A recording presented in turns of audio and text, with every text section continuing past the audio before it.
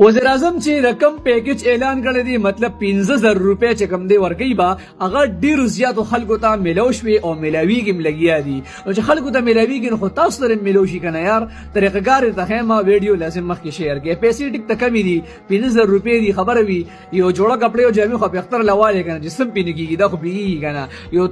ټیمګي غوړي خو به کور ته یو څه کنه نو پیسې کمی دي خو خامخا چې کوم خلکو ته ملاویږي تاسو سره ملوشي د دې لپاره ضروري چې کوم دی اول دادي